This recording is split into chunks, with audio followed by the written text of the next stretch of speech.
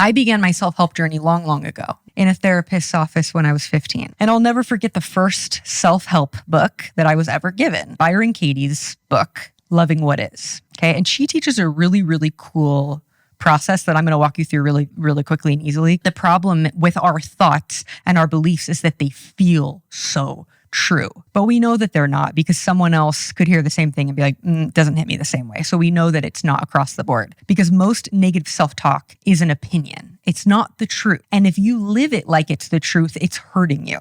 To hold on to those stories and to hold on to that hatred and to hold on to that resentment is hurting you. It is not hurting the other person. They are not feeling the effect of your thoughts. So whatever you think you're doing to try to stick it to them by you torturing yourself with your story, it only hurts you. What Byron Katie does is she has you walk through 4 questions. Okay. I love them. This is from the book, Loving What Is. So tell me something, come up with a good example of something where you would make a statement of something that like would feel true, like a real situation. I'm gonna have a hard time. Okay. So if someone canceled on you, you had an arrangement to get together with a friend and this friend is really flaky all the time. Mm-hmm. They canceled last minute. You were getting ready in your car. And let's say you don't have your higher mind here and you go right into judging that person.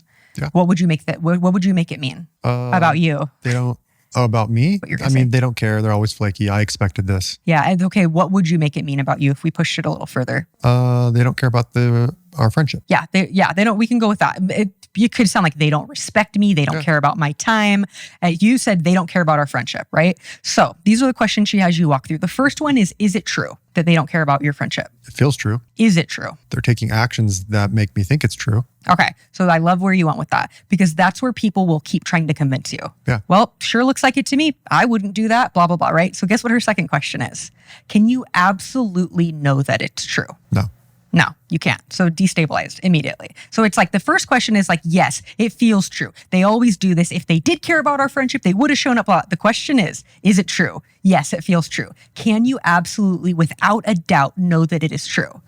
Well, no, I can't possibly know that them doing this means that they don't care about our friendship. Okay, then the third question is, how do you feel when you think the thought, they don't care about this friendship? Sad. Yeah, sad, disappointed, let down, whatever. So that's how you feel when you're thinking this thought. Then the fourth question is, who would you be without that thought? Who would I be without that thought? So you're not allowed to think he didn't show up, he canceled on you. You're not allowed to think it means that he doesn't care about your friendship. Who would you be if that thought didn't exist? I mean, probably a better friend to them. Yeah. That's so funny because her fifth bonus question, which I didn't even write down, is turn it around. If I didn't have that thought, like I'm not being a super good friend because I'm judging them. So I just love it because I feel like all these questions just allow you to get in there. And you and I were talking about this the other day because I teach something similar that works on the thoughts and the feelings and the behaviors that people are taking. And there are so many different ways to use those 3 things, to see things clearly, to see things differently. And I just love this because it's like we hold thoughts about ourselves. Let's take it back to the thoughts that we have this negative self-talk. We hold thoughts about ourselves that are not true. They are, our brains are meaning-making machines. And the same way your brain would be like, he doesn't care about me. That's not a true thing. So when you have thoughts about yourself, like, I'm never going to figure this out, is that true? Well, it feels like it's true because I haven't been able to yet. And I keep feeling, well, can you absolutely know that it's true that you never figure things out? And that's where your brain starts being like, well, I mean, I can't know that it's true because I did figure out that one thing. Yeah. So then we're destabilizing what felt so initially like, no, this is true. This is who I am. Like this negative, yucky thing that I feel about myself feels like the truth, but it's not the truth. It's not factual. It is just a thought. And beyond that, it's a thought that hurts. Because how do you feel when you think the thought, I'm never going to figure it out? Hopeless. You feel hopeless. And then what do you do when you feel hopeless? Nothing. Or destructive things. So we realize that we have these thoughts, we have this conversation, we have this talk with ourselves that's not factual.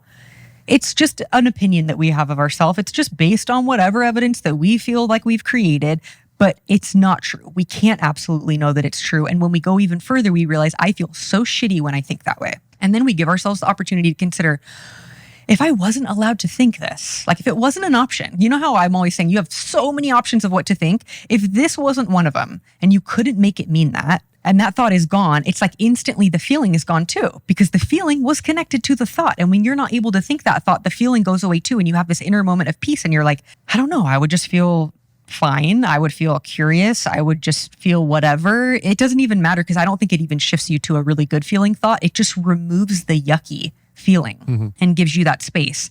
And you get to consider, who would I be if I stopped thinking this way? Who would I be if I stopped talking to myself this way? Who would we be if we stopped torturing ourselves with judgment and negativity of everything that's wrong with us? We would have such a better life. We would like existing in our mind. Our mind wouldn't feel like a battleground. So many of us feel that way. So that's the first thing. And I highly recommend that book. It was the first one I read. I read it when I was super young. It made really good sense to my young brain without that prefrontal cortex being fully developed. I learned very early on the power, and this is what I try to teach my clients and will be really pushing hard, especially from here on out. I realized at a very young age that my perception shaped my experience. And that's a really good lesson to learn young. And the second best time to learn it is whatever age you are now. Yeah. You are shaping your experience because we experience life in our body. We experience life through our emotional state. And that is driven by our mind and the things that we think and the things that we believe and the things that we tell ourselves. You must take accountability for the experience you're creating by knowing the things that you're creating are making you experience your life a certain way. It's so important. It gives you all that accountability back, but it also gives you the power to change it. So forever we'll be shouting that from the rooftops.